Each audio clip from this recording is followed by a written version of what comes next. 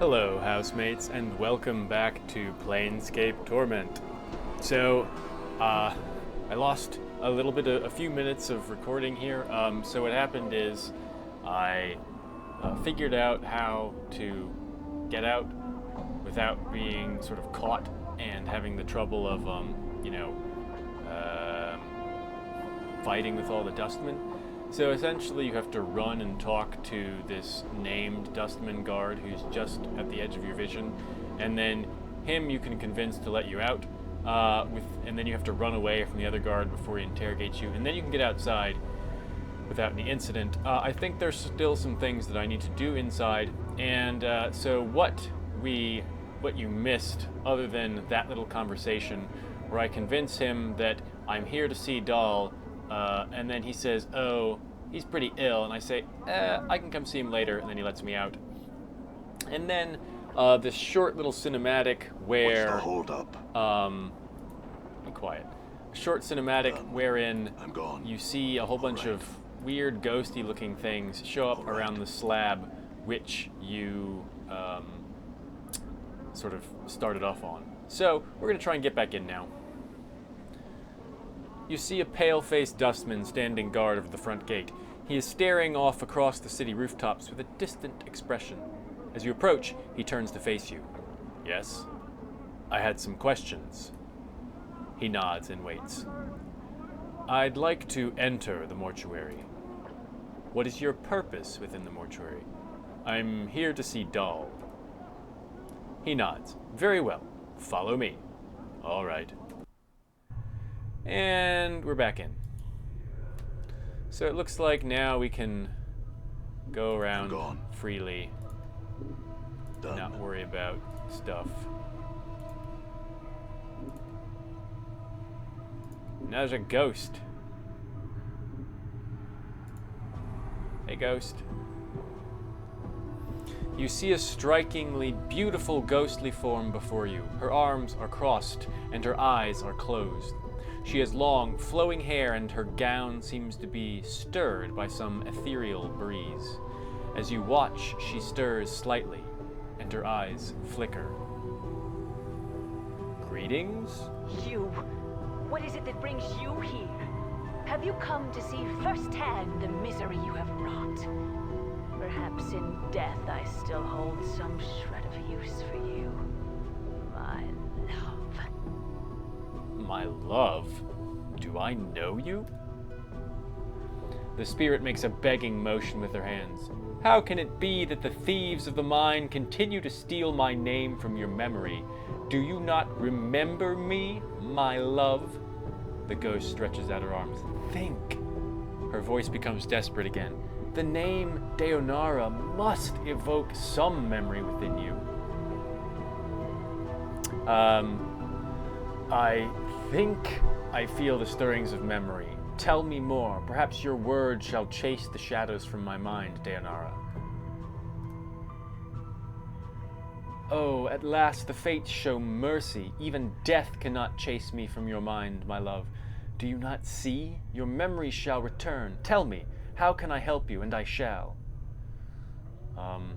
Do you know who I am? You are one both blessed and cursed, my love, and you are one who is never far from my thoughts and heart. Blessed and cursed? What do you mean? The nature of your curse should be apparent, my love. Look at you. She points at you. Death rejects you. Your memories have abandoned you. Do you not pause and wonder why? Let's see. I'm still trying to get my bearings, actually. What else can you tell me about myself?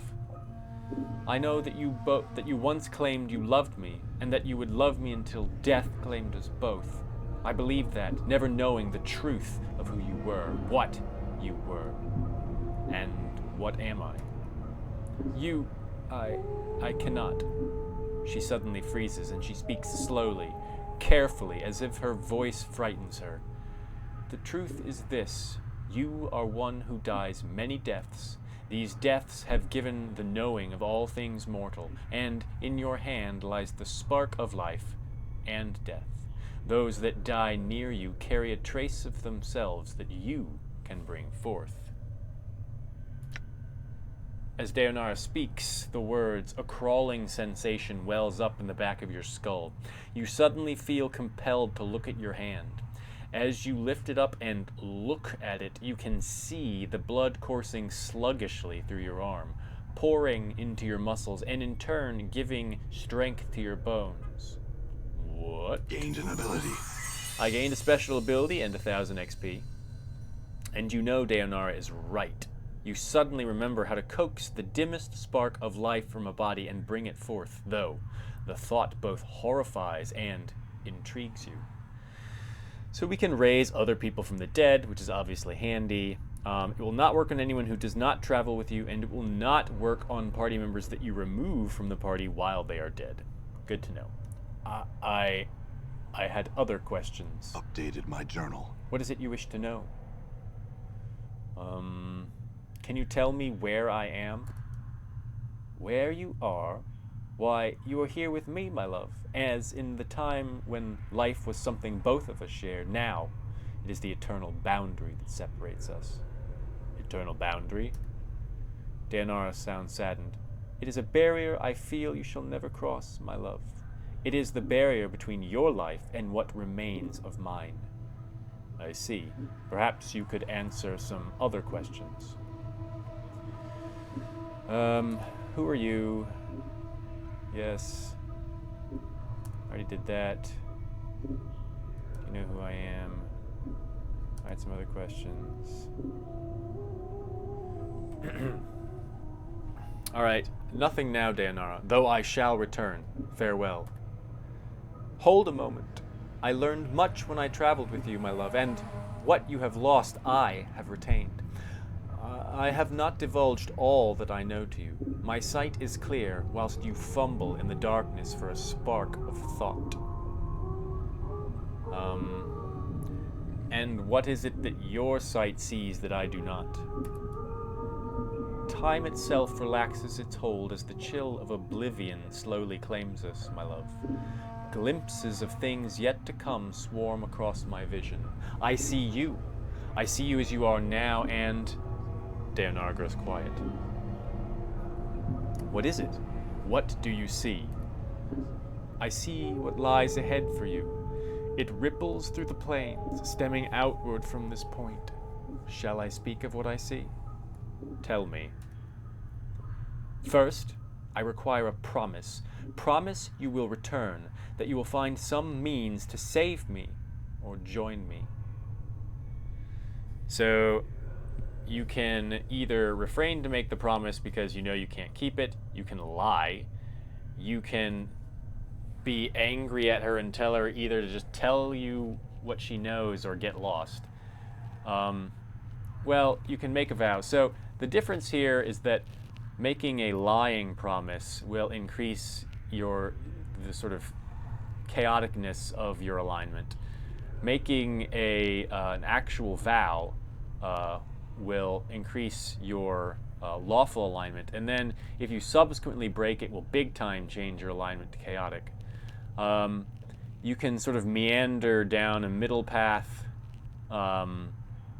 sort of, you know, hemming and hawing, saying I'll do what I can. Let's see.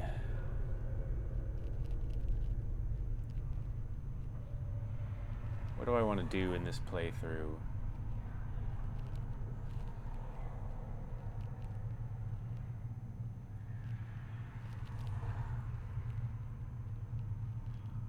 I guess we could be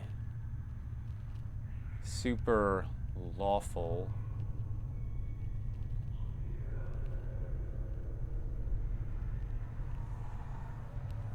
I'm trying to remember how the different things play out depending on your alignment. So your alignment primarily matters for,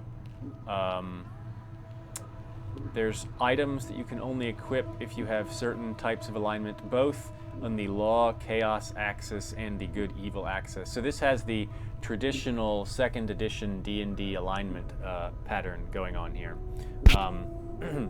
That is, you have both a you have a two-part alignment. One with respect to how you regard order, and one with respect to how you regard sort of other people's well-being. So lawful, obviously, you are in favor of order. Chaos, you are against order. Good, you look out for other people's well-being. Evil, you don't. So lawful, good would be being in favor of order and looking out for other people's well-being. Lawful neutral would be you don't really care one way or another about people's well-being, but you are in favor of order. And then lawful evil would be you are in favor of order, but you sort of create that order through harming other people's well-being. Let's see here. Let's be a good guy.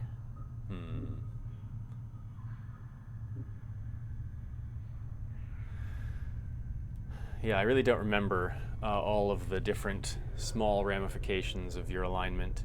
So I will make a vow. Number 5 here. Make vow. I swear I will find some means to save you or join you. And so the fact that it's indicated as a vow means there is some power in this kind of setting with actually promising something. This is what my eyes see, my love.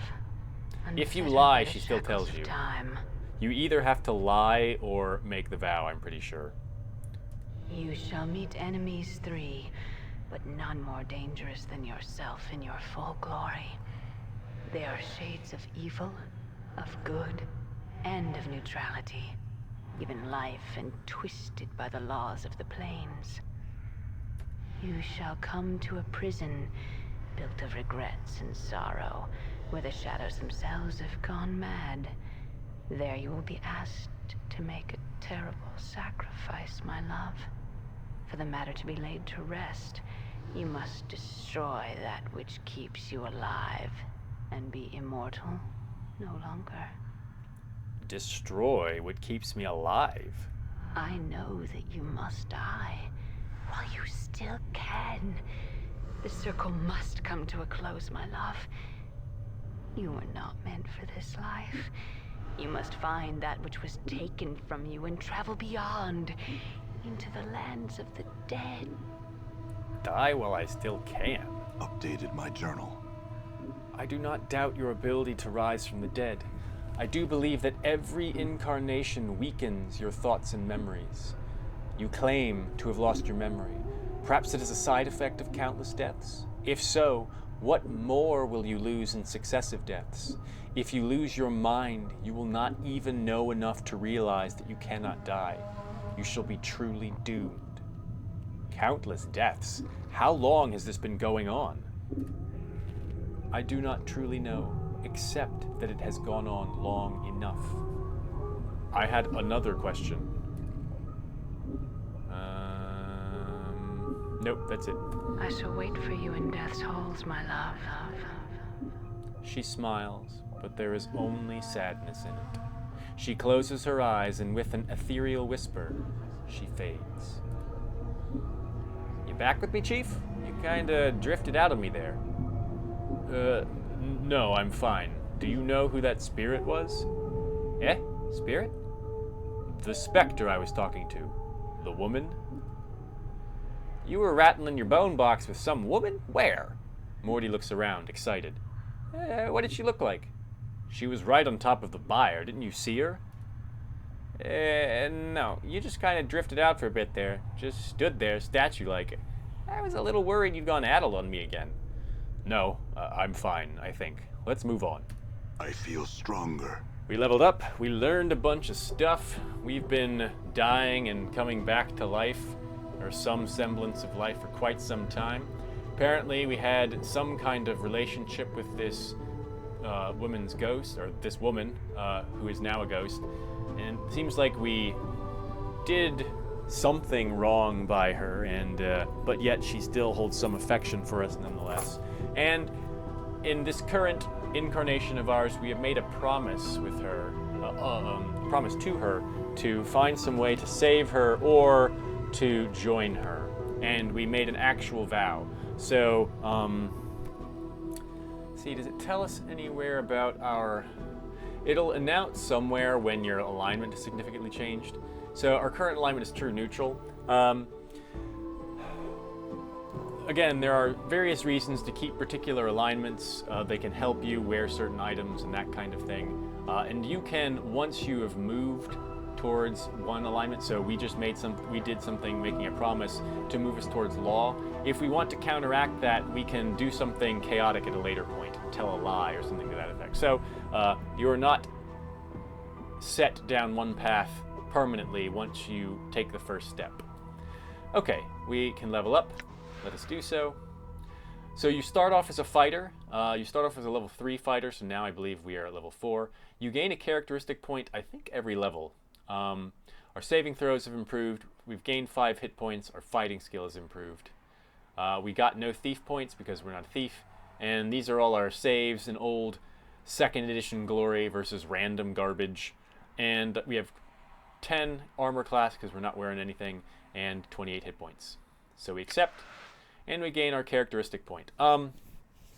So we front-loaded intelligence and wisdom. There is some reason to do things with dex. As you saw, having some dex, I feel like it has to be 14 if I remember correctly. We could have snapped some necks to some dustman dudes and been fine. So we're gonna go for a little bit of dex right now.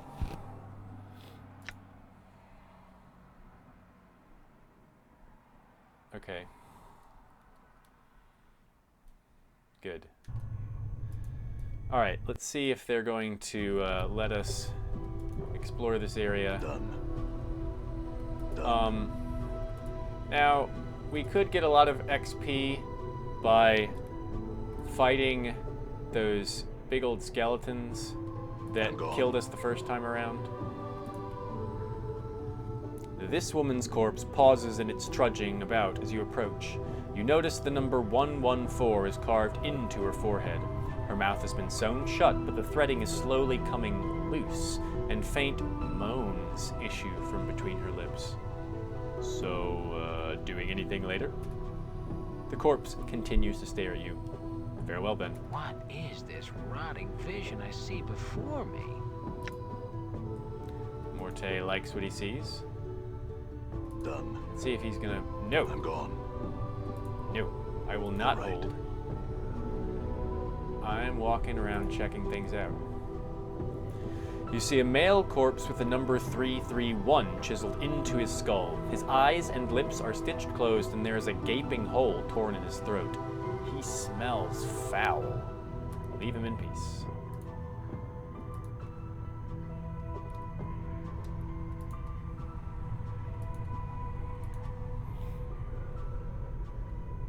I'm gone.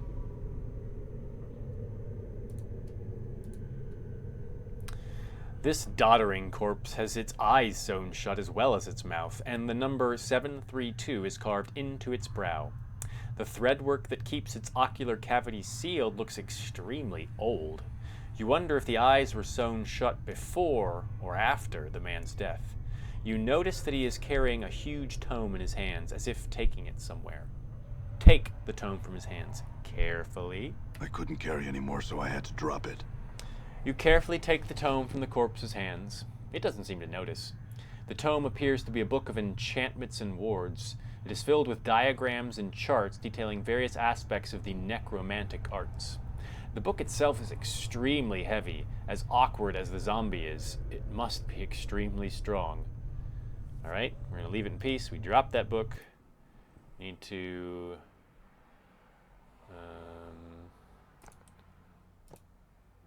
thought I put these in my inventory already.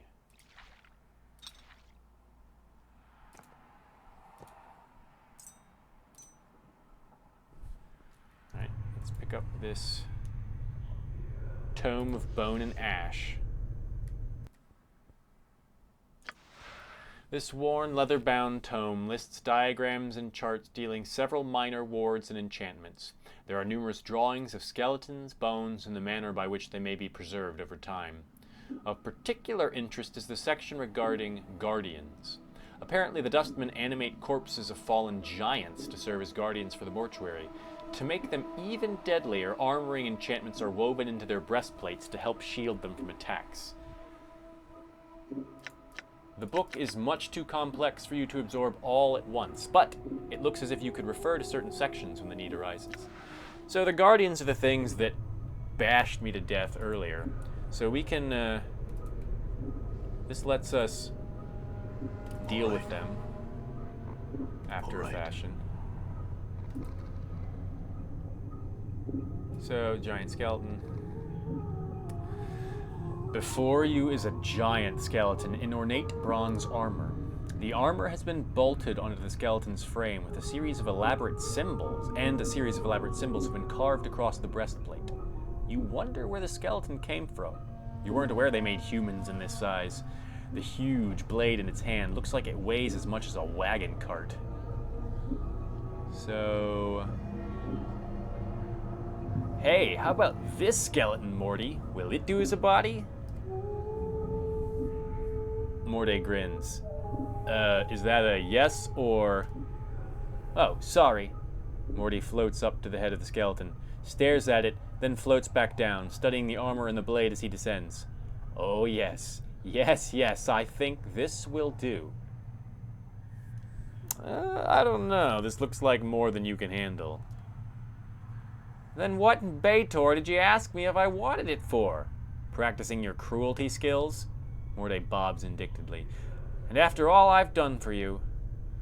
All right then, give me a second to pry the head off this thing.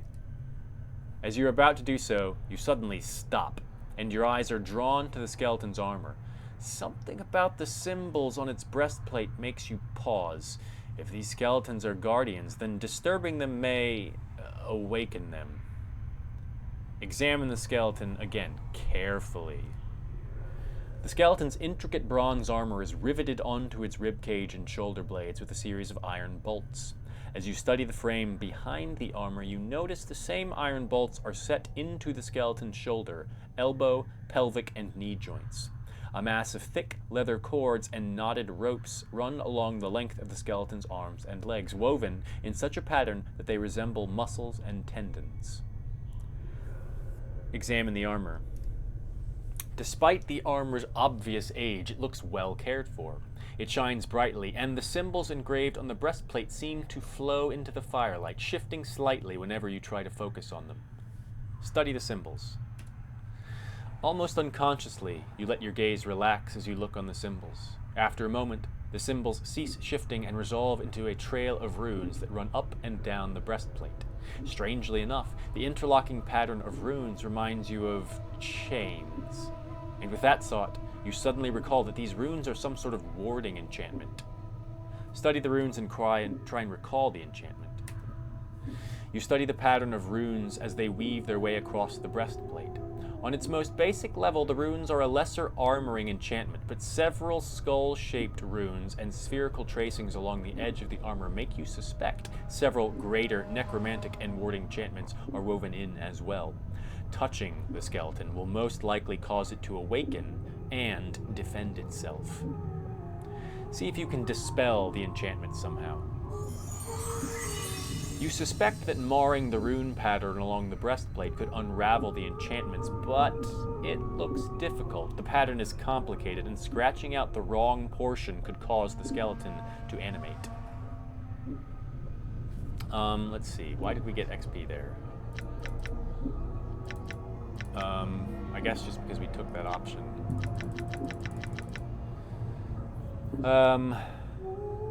Let's see.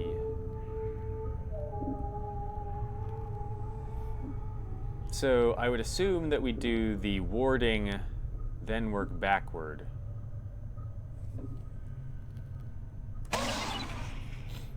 The work is difficult and nerve-wracking at first, but slowly your mind begins to focus, and the runes begin to unravel beneath your attack. Within minutes, the giant skeleton has been stripped of the enchantments binding it. It collapses, falling to the floor with a crash of bones and a heavy clanging noise. Damned pile of bones? 800 XP.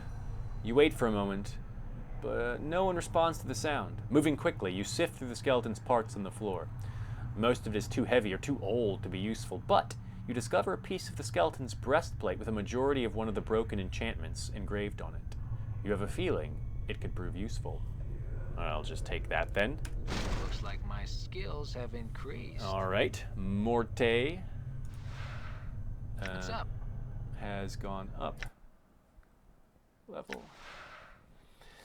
Saving throws have improved 6 hit points and then 2 from his constitution bonus. So Morte, he can be a super tank by the end of the game. So his armor class is 2 compared to our 10. So his is 8 better. Yeah. So your companions, you don't get points to assign to their skills. Their skills will increase. There are things that you can do with them to power them up. And that's how you get their skills to be better. I mean, their attributes to be better. So now we're going to go along and see I'm gone. what other of these guardians we can gone. find and deal with. A giant skeleton. Once again, we have that. We're going to see if we can dispel the runes. We're going to work backward from the warding enchantment again. Let's see what we got this time. Remembering what happened first, we catch the skeleton before it falls, and with a grunt, slowly lower it to the ground so it doesn't make so much noise. 800 XP again. You quickly rummage through the skeleton's remain and, once again, uncover a piece of the skeleton's breastplate. Like the first, this one also has a fragment of its broken enchantment engraved on it. It could prove useful. We take it. Let's check out this wall. Right. There is a crescent hatchet on the wall here. We will take that. All right. Done. I feel like there are more of these dudes around. Maybe I'm wrong. So we're just gonna try and make sure we don't get... So this is where we met Dayanara.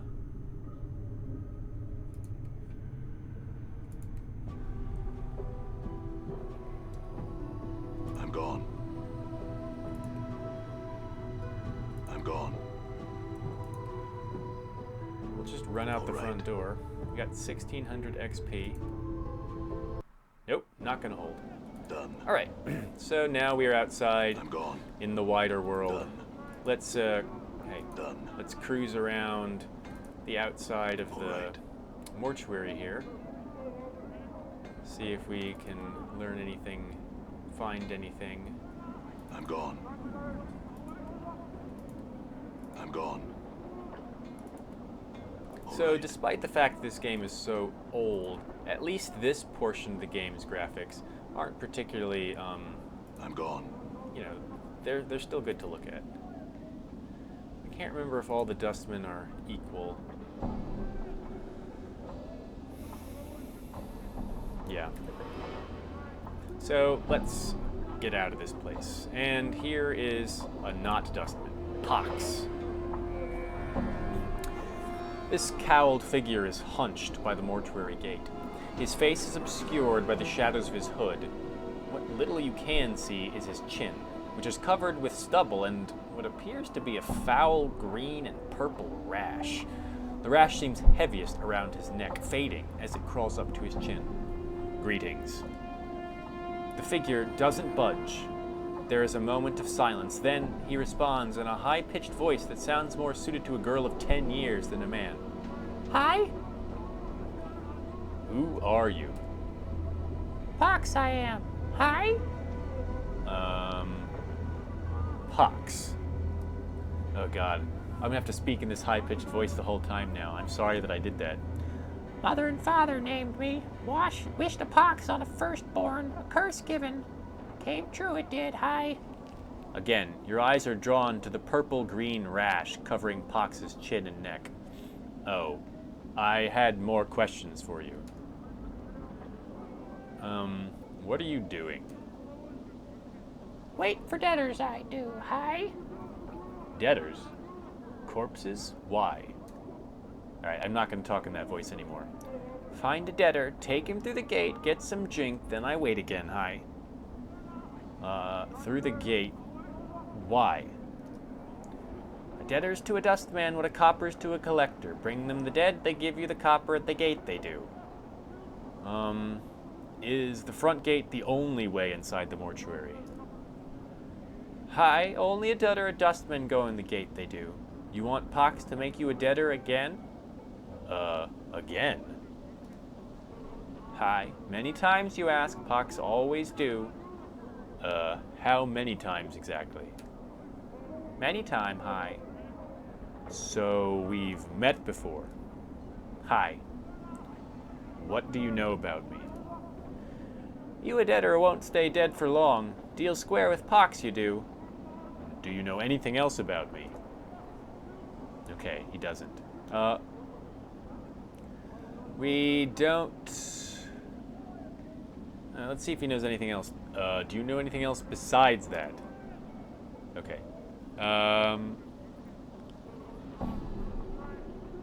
We don't want to go back in right now. Do you know... I've lost a journal. You wouldn't happen to have seen one, would you? Hi. No journal have I seen. Things get lost in the hive, never found again. Maybe journal, one of them. I see. Say, I had some other questions. Do you know someone named Farid? Hi, Farid. Collector, big name, has weight, casts long shadow it does, hi. Do you know where I might find him? Hi, in the hive here, he is, somewheres. Can you be more specific? Hi, somewheres in the hive he is. Farid hide he does, very hard finding he is. Not worth finding he is. Not worth finding? What do you mean? Hi, many hates him, other collectors even. Sharegrave hates him, not like Farid at all. Sharegrave. Hi, Sharegrave, big name, carry weight, cast long shadow he does. Tell Pox what to do, he does.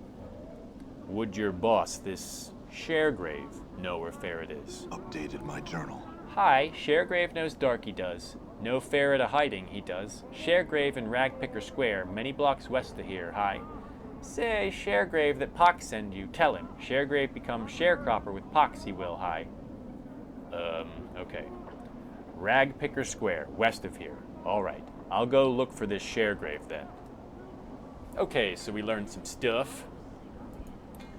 Our search is for Farid, and we must go through, Alright. Sharegrave to find him. Okay.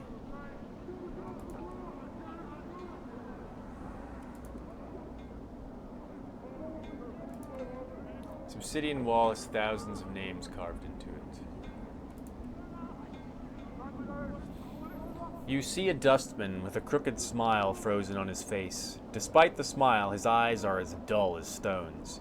His right arm is shorter than the left, and he keeps it tucked into his side as if cradling a small child. Greetings. The dustman's eyes slide over you. Name. The way he speaks the word, it sounds like the tolling of a bell. I don't know. No name, no name. Can't help you. The dustman speaks in a curious sing-song voice. Need to give a name if you want to know where it is he died. What? Updated my journal. Given a name when you're born, give it back to you when you need it no more. Death of names, death of names.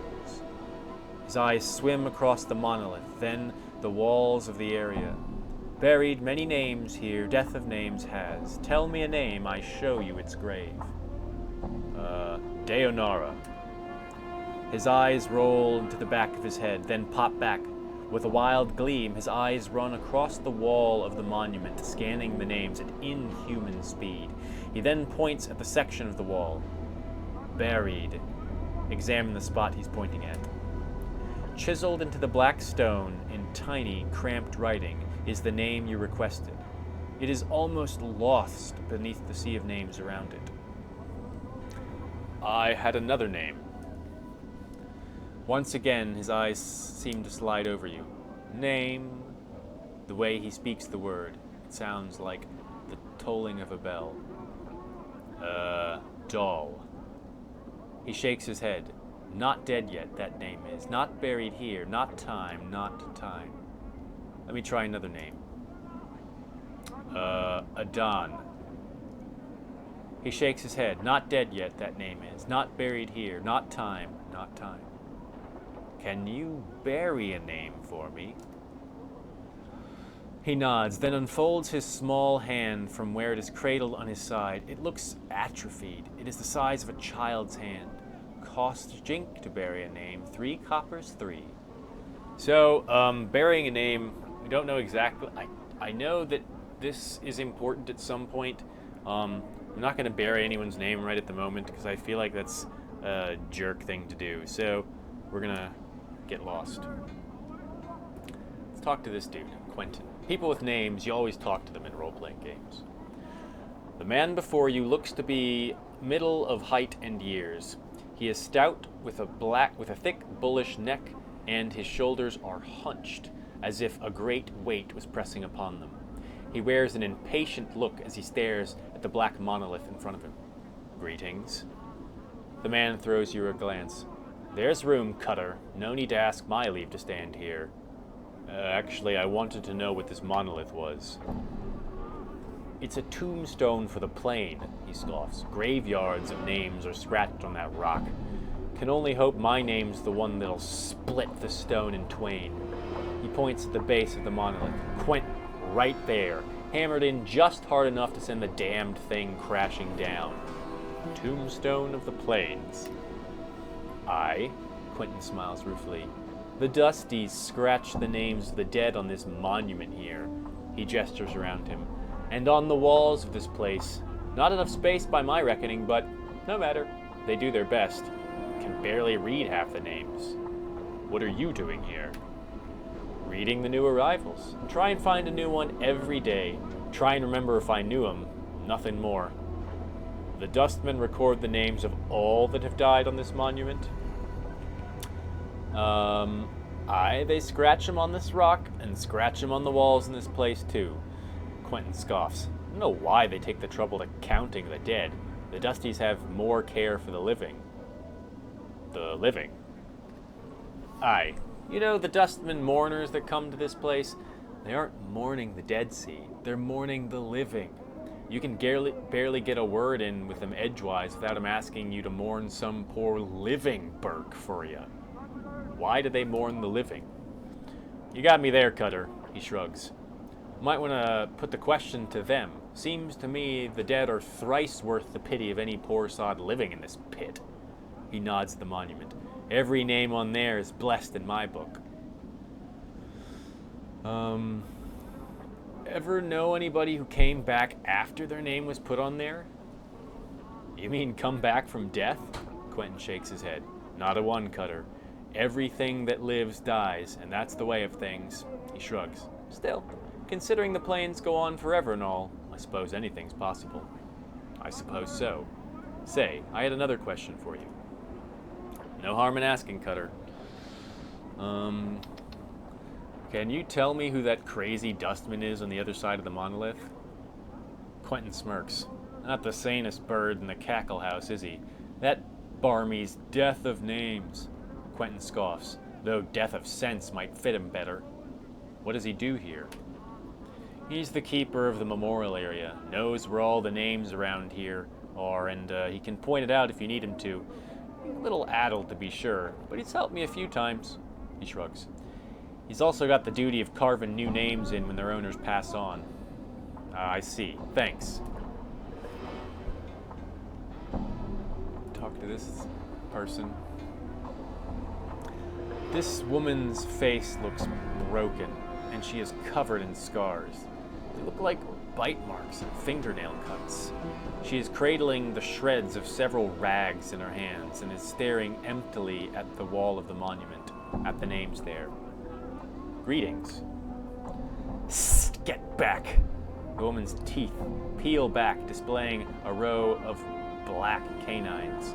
What do you want of Sevtai? What's the matter? What's wrong?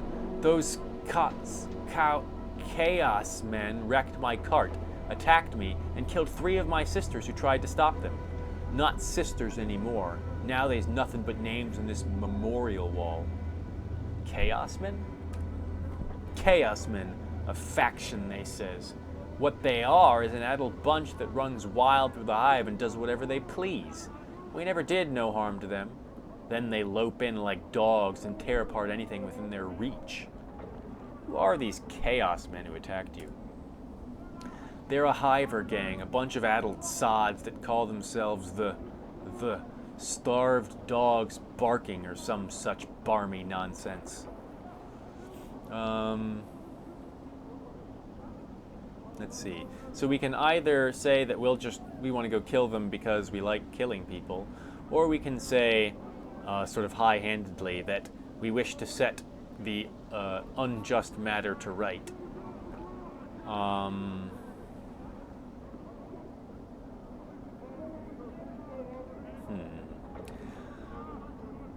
Let's go with number 2. Their actions were unjust. If you wish, I can see that the matter is rectified. If 3 deaths they caused, then 3 deaths shall these starved dogs suffer. A copper earring in your purse if you pen 3 of those murdering sods into the dead book, Jig?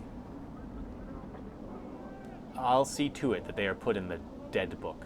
Can you tell me where they might be found? Go out the south gate, spireward from here, then walk around the block until you comes to a place where men run in circles, howling at the sig sky. There's the starved dogs they are.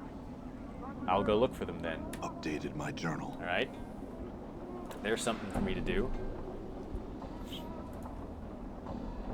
Side quests. Angry Hive Dweller. What's up, Angry Hive Dweller?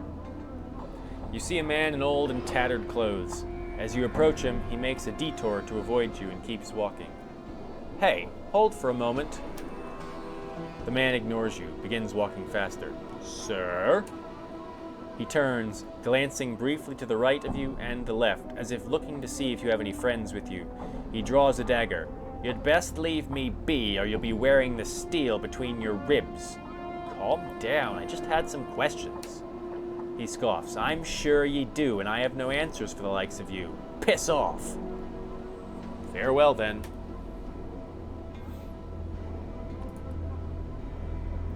Here's some hive thugs. Hive dwellers. Oh, well, hi, hive thugs.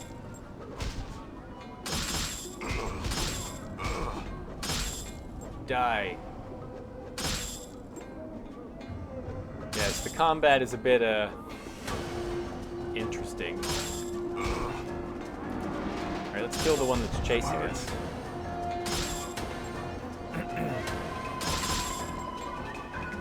Alright, well, that's what you get, dumbass. Alright. Morte, you're in my way. Let me loot the thug's corpse. Dirty rat charm. Right. Great.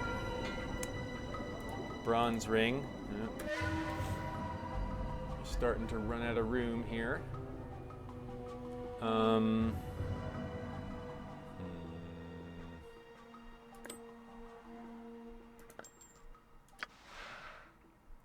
Okay, well, we just put that on. Putting some things on just to get them into my inventory. Okay, let's talk to this Dabus. You see a tall creature with a shock of white hair. Its skin has a greenish cast, and a pair of goat horns protrudes from its forehead. It is dressed in long, flowing robes and appears to be floating slightly above the ground. Greetings. The creature turns to face you, and a series of symbols appear around its head. These symbols have a slight glow about them, and they just hover there. Oh, for the power's sake, piking Dabbis. What's wrong? He's a Dabbis. They speak in rebuses, these annoying word puzzles. If you don't know what he's saying, then we better find a native or some other way to communicate with him. If we want to. An annoying bunch. My bet, they can speak, and they just would rather piss everyone off by trying to puzzle out what they're saying. What's a Dabbis? Chant is they're the janitors for the Lady of Pain. They float around breaking, fixing, and patching up Sigil according to her whims. They're worse than the corpse flies, Morty sighs. You can't swat them, though, or the Lady of... get upset. Lady of Pain? Who's that? She runs the city. You'll know if you see her. She's got these blades around her face. She's about the size of a giant. She floats off the ground, just like these guys. Morty nods at the Dabbis, who is looking at you both. Nobody knows much about her. She doesn't speak much. All you need to know is that you don't want to make her angry. If you see her, my advice, run. I see. The Dabbis waits patiently, its hands tucked into its sleeves. A series of symbols materialize above its head, and they vanish, and a question mark appears. Try and strike up a conversation. See if you can translate what the Dabbis is saying. So we got 1,000 XP. You ask the Dabbis several questions, trying to get a feel for the rebuses that appear above its head. It is extremely patient throughout your discussion, giving you easy sentences to translate. After a few minutes, you start to get the hang of it. It feels like you've done this before. Maybe you can help me. The Dabbis waits. Who are you? The Dabbis inclines his head slightly, and a stream of symbols appears above its head. I am a Dabbis. What are you doing? I attend to my duties. Well, that's not very helpful. Another question. Can you tell me about the Lady of Pain? A lone symbol appears above the Dabbis' head. This one shows a metallic female mask with blades coming out the sides. Just looking at the ghostly image makes you uncomfortable. That's all I wanted to know. Farewell. The Dabbis bows slightly. Symbols swirl around its head. Then it turns away. So we learned, or remembered, that we can speak with the Dabbis. I'm And gone. got some XP for doing so. I'm gone.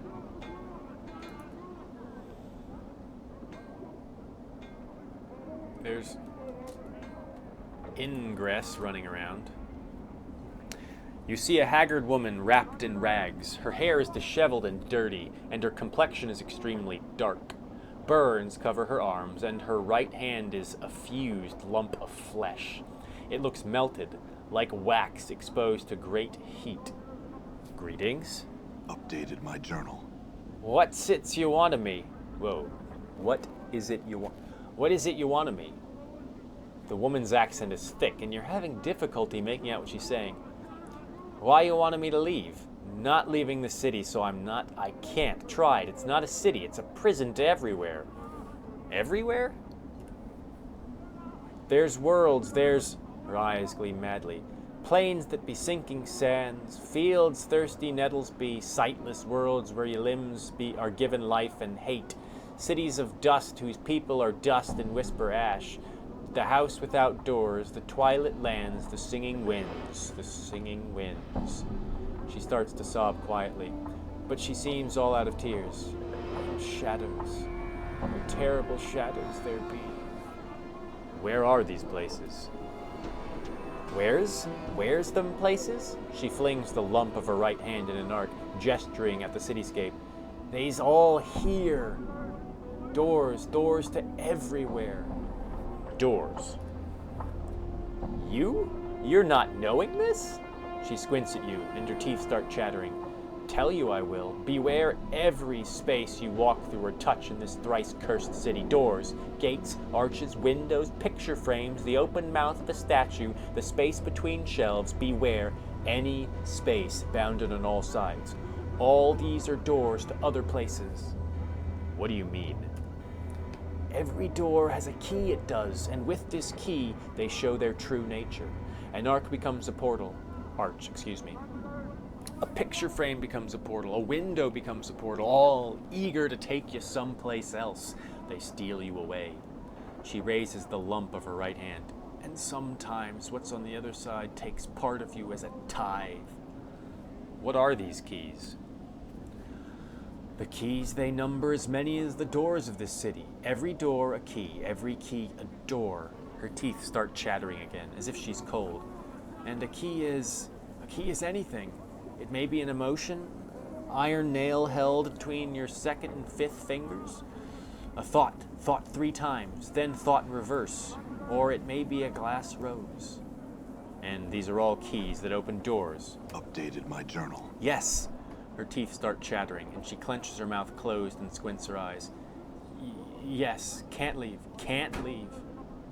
How did you get here? Updated my journal. She seems to calm slightly, and her eyes take on 1,000-league stare. Came from a place else from here, almost a life ago. Hummed a tune by a glade with 2 dead trees that had fallen together. A brilliant door opened in the space between the crossed trees, showed me the city on the other side. Eyes stepped through, ended here. Why can't you go back? Tried. She tries to sob again, but no tears come. Tried. All the doors here lead to other places. She shudders and grips her melted right hand. Went through thrice 10 portals, some a purpose, some accident, none of them right. Can't find a way back. There must be a portal that can take you back. Can't even leave here, this square, and there, the place of death.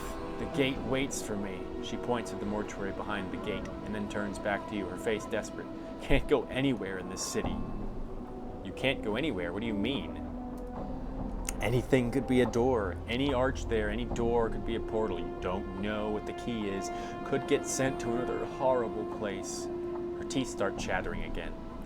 Got to stay away from the closed spaces. All could be doors. Could have a key on me and I not knowing it. You're afraid to go through any door or arch because it might be a portal?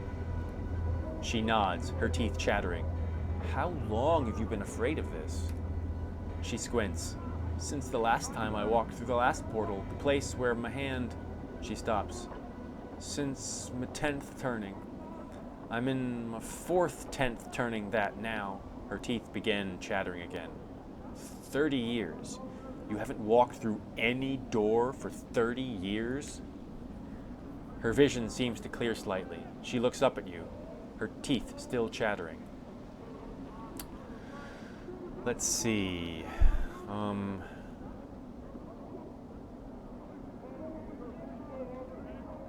If you got here, there must be a portal that can take you back. It's only a matter of finding it. She smiles.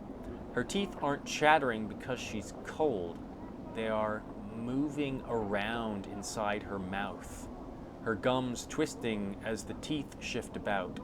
They rise and recede as you watch, chattering as they rattle against each other. What? She hisses at you. Only takes one portal you steps through accident to drive the fear into you. I went through thrice 10. Lost my hand, burnt my flesh, and lost my sense. She looks at her feet. No more. No more. I'm sorry. If I can find some means to help you, I will. Farewell. Updated my journal.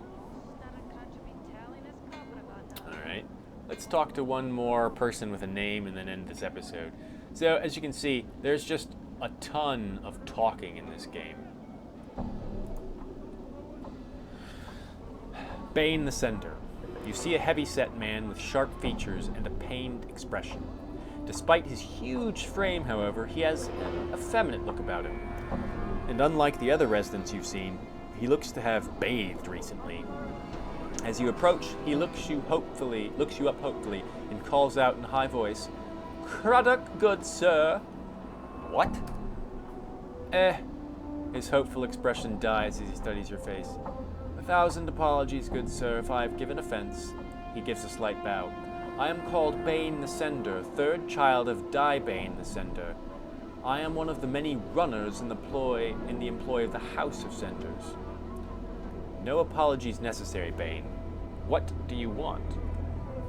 1,000 apologies for troubling you with such a trivial matter, but I seek Craddock, an overseer in the Hive.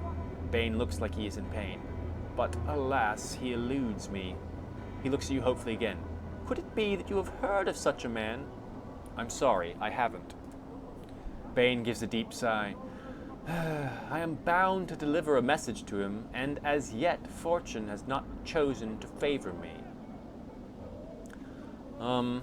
I might be able to find him and deliver your message for a price. Bane's face lights up like a lantern. Of course, good sir. If you can find this Craddock and pass along the message, I shall pay you for your troubles. All right, what's the message? Bane recites the message almost like a mantra. The shipment must be incursed by the 3rd day, or there will be a penalty. Bane frowns. I am told that Craddock will know of the shipment to which this message pertains. If I see Craddock, I will pass along the message. Is there anything you can tell me about him before I go that might help me find him? Bane the Sender says, he is said to be a giant of a man, stern of features, that he is an overseer in one of the Hive marketplaces. Alas, I know little else than that, good sir. I see. That's enough to go on for now. Bane bows. Thank you, sir. Should fortune favor you, and you are able to bear the message to Craddock, be so kind as return and tell me of it. I will see to it your efforts are rewarded. Very well. Farewell, Bane. Updated my journal. All right, so there's going to be a lot of conversation that we'll be going through. That's the primary point of this game. And as I said before, that means that I can't do too many episodes of it in a row because it's gonna get my throat all raw. So hopefully you've liked this episode. We started to learn some lore of the city Sigil. What we know, for one, from talking to Ingress, is that it's connected to everything. I mentioned that in the last episode, to every plane. And it's connected in such a way that you can accidentally go from this city to another plane of existence entirely. And many of them are not so friendly. So that fact will be helpful later on. We will need to find keys and find door locations so we can go to various places, so we don't spend our whole time in the City of Doors. We've also learned a bit more about the Dustmen and all that. We know that at some point we can bury a name with Death of Names here at the monument, and we got some side quests as well. What's the hold up? We are now starting to get going, and we will continue with all this in the next episode. If you've liked this, please hit the thumbs up button. If you'd like to see more, then please subscribe to my channel. If you don't do either of those things, then I don't care what you do.